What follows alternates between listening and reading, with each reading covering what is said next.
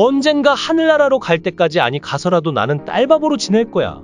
네 옆에 오래오래 지내고 싶은 게 내 욕심이야. 널 끝까지 지켜줄게. 사랑한다. 개그맨 이용식이 그의 딸에게 끝내 오열하며 전한 메시지입니다.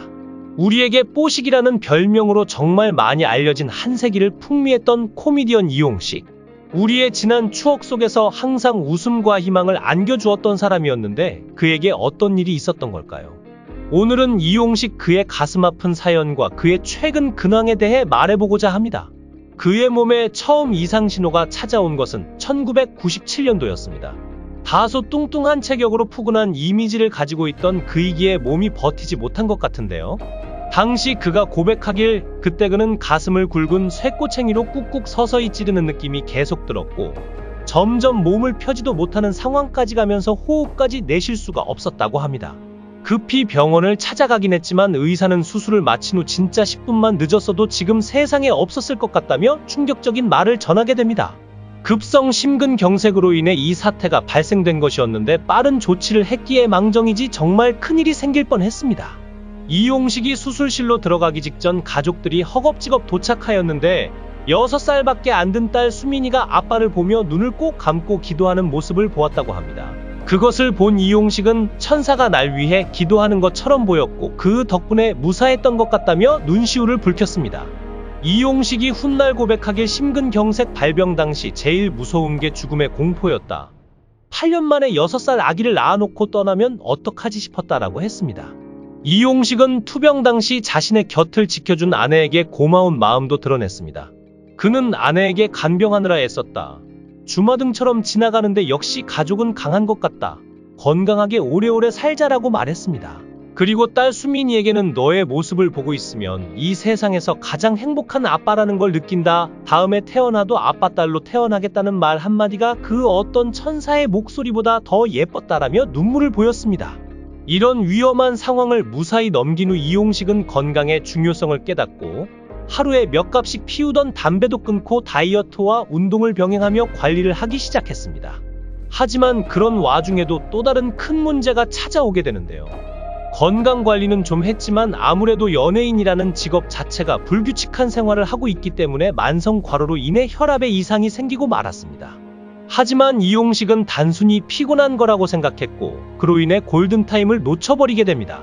병원만 빨리 갔다면 충분히 그의 건강이 회복될 수 있었지만 골든타임을 놓친 그는 한쪽 눈이 물체는 안 보이고 빛만 보이는 실명이라는 청천벽력 같은 소식을 듣게 됩니다. 이와 관련해 그가 고백하길 내가 방송인으로서 하염없이 녹화하며 과로하고 또 체중관리는 제대로 못하다 보니까 결국 망막이 터지면서 눈의 한쪽 시야가 까맣게 되고 말았다.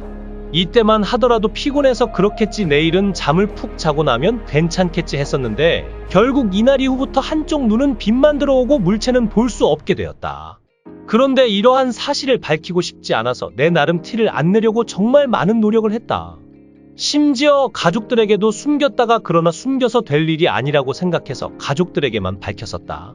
그리고 사실 시력을 잃으면 눈동자 제어가 쉽지 않아 실명이란 걸 금방 들키게 되는데 내가 방송에 나올 때 보면 눈의 시선이 전혀 그렇지 않고 시력을 잃기 전과 똑같이 자연스럽게 눈동자가 움직이는 걸 볼 수 있다.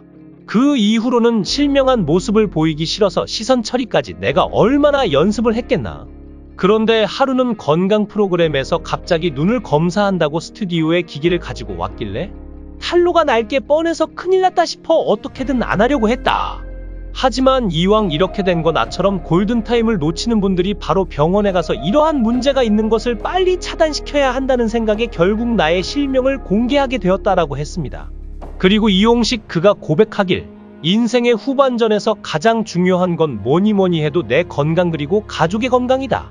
그리고 건강과 관련해서 가장 무서운 게 뭐냐면 바로 자가진단이다.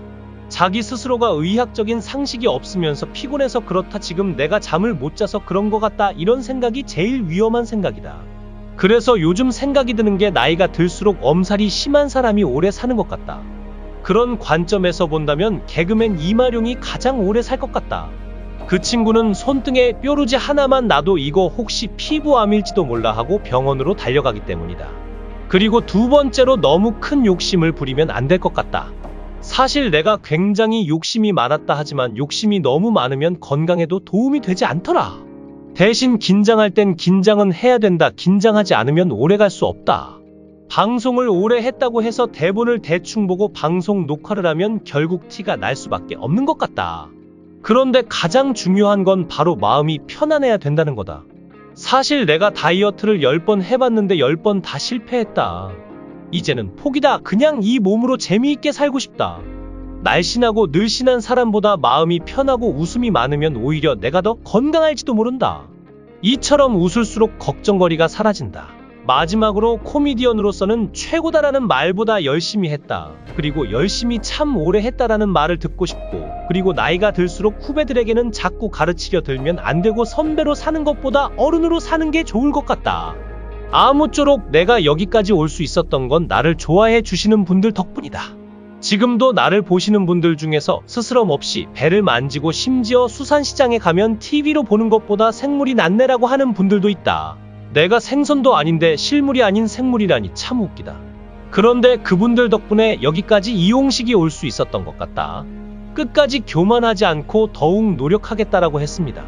한편 개그맨 이용식의 인생에서 가장 큰 고비는 따로 있었는데 1997년 아버지가 심근경색으로 갑자기 돌아가시고 슬픔을 채 추스르기도 전 보름 만에 똑같이 그에게도 심근경색이 오면서 사경을 헤매게 됩니다.